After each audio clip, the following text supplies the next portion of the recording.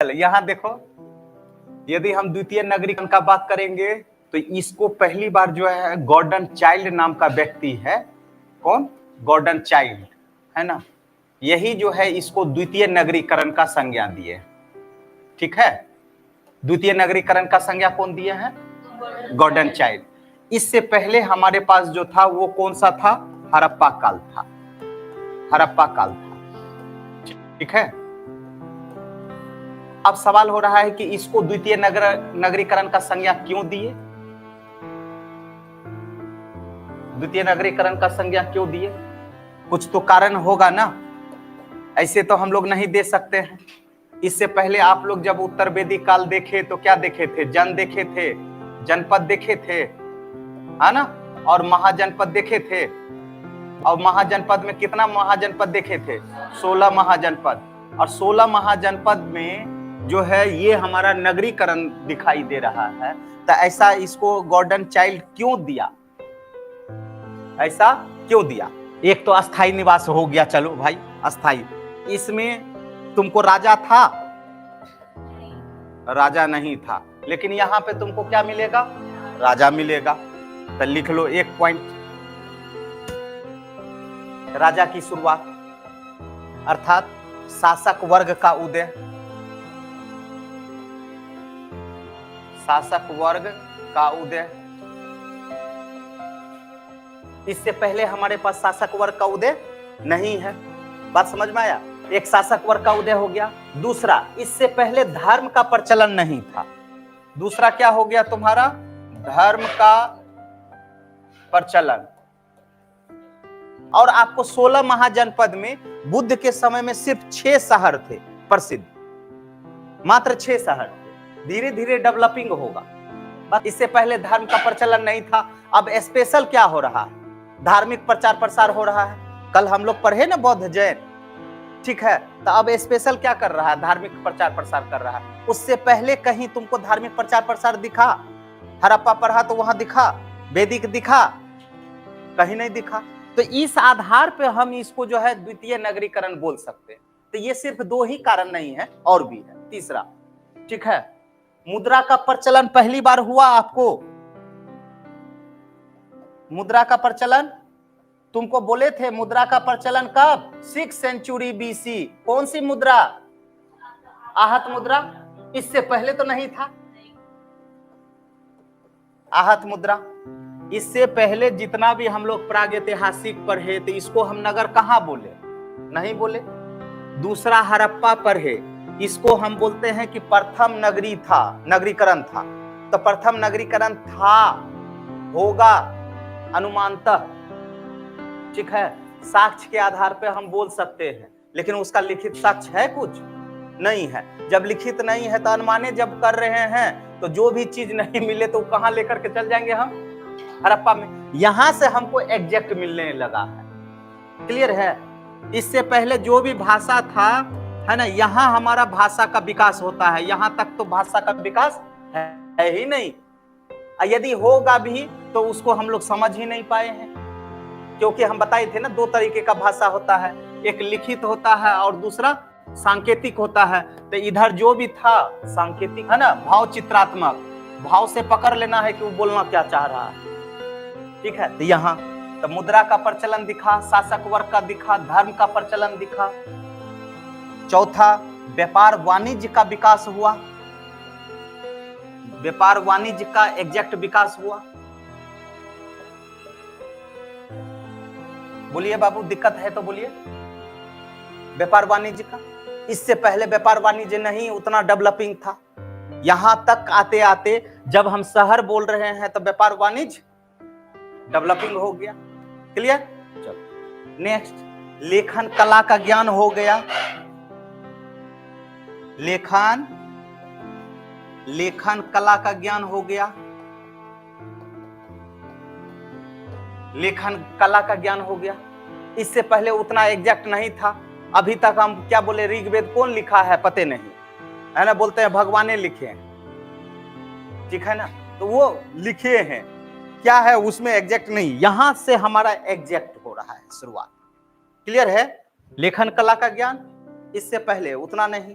चल नेक्स्ट, सुव्यवस्थित कर, सुव्यवस्थित कर।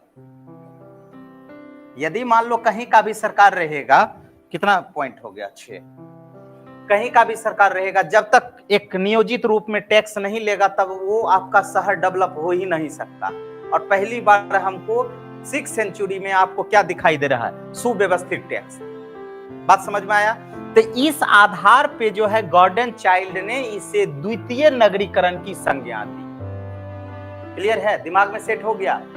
नगरीकरण तो बहुत था, लेकिन उसके पीछे रीजन क्या था? यदि कोई व्यक्ति, यदि हम किसी को नगर बोल देंगे तो ऐसे नगर बोल देंगे, जैसे स्मार्ट सिटी है भागलपुर, तो कुछ तो खास होगा तब ने स्मार्ट सिटी बनाया है, कि मेरा मन हुआ प्रधानमंत्री है बोल देंगे। उसका दिखा जाएगा, क्या देखा जाएगा? डेवलपिंग देखा जाएगा, आर्थिक व्यवस्था देखा जाएगा, धार्मिक व्यवस्था देखा जाएगा, इस आधार पे। क्लियर है ना? तो जितना पुराना है उस आधार पे ना इसको स्मार्ट सिटी। पूरे बिहार में कितना शहर है जो स्मार्ट सिटी? पटना, भागलपुर। आपको जान करके खुशी होगा, बिहार का पहला भागलपुर है। अब यहाँ पे देखना, उससे पहले हम बता दिए तो रीजन समझ में आ गया कि यदि गॉर्डन चाइल्ड, यदि कि इसको आधार दिया है द्वितीय नगरीकरण का, तो फर्स्ट क्या निकल करके आया? शासक वर्ग का उदय। ये माइंड सेटअप है, इससे पहले हमारा शासक वर्ग नहीं था। क्लियर है ना? दूसरा, धर्म का प्रचलन हो गया। तीसरा, मुद्रा का प्रचलन हो गया। व्यापार वाणिज्य का विकास हो गया। लेखन कला का विकास हो गया और सुव्यवस्थित टैक्सेशन हो गया। ठीक है ना? कोई दिक्कत? इस कारण से इसको द्वितीय नगरीकरण का हम लोग क्या दे दिए? संज्ञा। ठीक है? कौन दिया है तो क्लियर है? यदि आपको रीजन पूछ देगा तो आप आराम से बता दीजिएगा। और आपको पता होना चाहिए कि जब हमारा बौद्ध आंदोलन चल रहा था, धार्मिक आंदोलन, तो उस समय मात्र 6 शहर इंपोर्टेंट थे। 6 शहर, 16 महाजनपद हुए, लेकिन उस 16 महाजनपद में भी 6 जो है हमारा क्या था? बहुत ही इंपोर्टेंट था। यही प्रसिद्ध। कौन कौन? चंपा, दूसरा राजगिरी, तीसरा श्रावस्ती, चौथा साकेत, कौशाम्बी और वाराणसी। इन सभी की राजधानी आपको पता है? 16 महाजनपद में ये 6 आएगा। तो आपका भागलपुर आज का नहीं है, बहुत पुराना। ठीक है ना? गौरवान्वित महसूस कीजिए। इतना प्रमुख शहर था। और इसकी चर्चा आपको कब कहां मिलेगी बाबू? तो बौद्ध साहित्य में भी मिलेगा। और बुद्ध के काल में मात्र यही 6 प्रसिद्ध था। इसके बाद हमारे पास जाता है 16 महाजनपद। क्लियर? तो एक लाइन स्टार डाल करके लिख लीजिए। ईसा पूर्व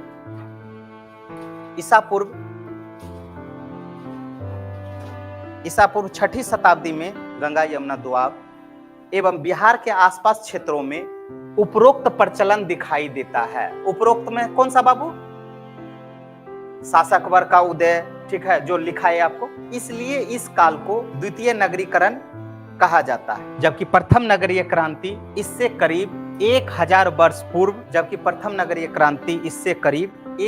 वर्ष पूर्व, सैंधव सभ्यता के समय, सैंधव सभ्यता, सिंधु सभ्यता, हड़प्पा सभ्यता के समय परिलक्षित होती है। बुद्ध काल में नगरों का तेजी से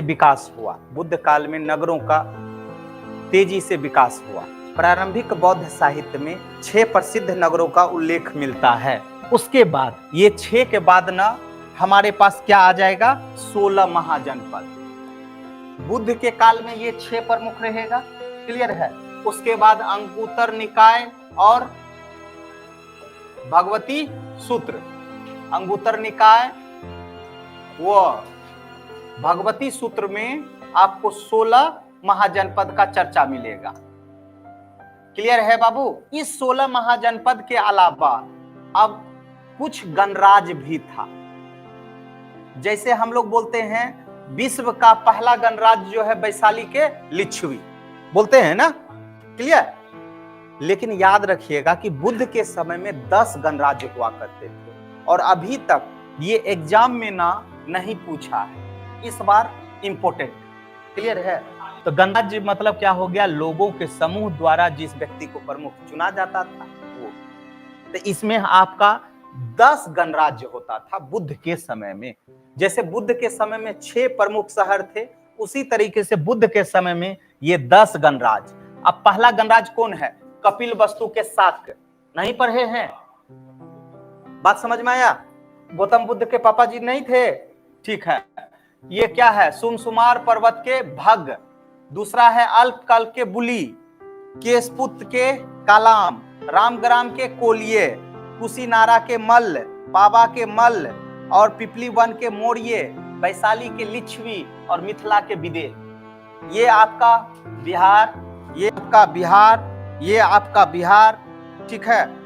ये हमारा दूसरे जगह का, अभी सबको हम लोग देख लेते हैं। ये 10 लिख लो। ये वैशाली का लिच्छवी आप लोग जानते हैं, विदेह, मिथिला के भी विदेह जानते हैं, लेकिन ये सभी आप लोग नहीं जानते, तो इस सबको लिख लीजिए।